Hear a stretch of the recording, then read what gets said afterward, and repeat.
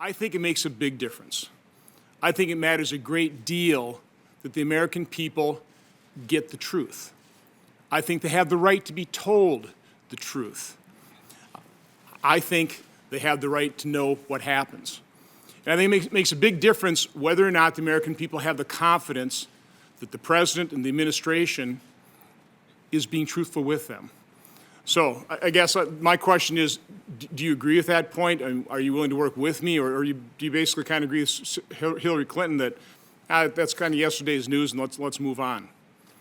Well, Senator, if you're trying to get some daylight between me and Secretary Clinton, that's not going to happen here today on that score. But I think you're not.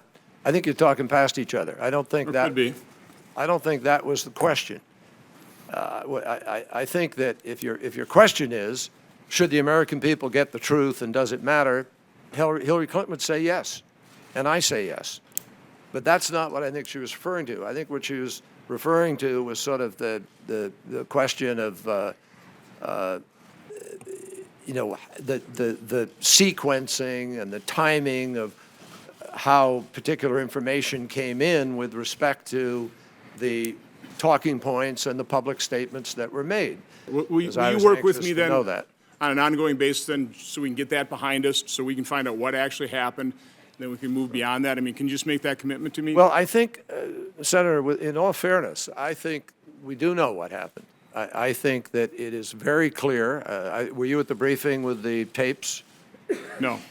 Well, there was a briefing with tapes, which we all saw, those of us who went to it, which made it crystal clear. We sat for several hours with our intel folks who described to us precisely what we were seeing.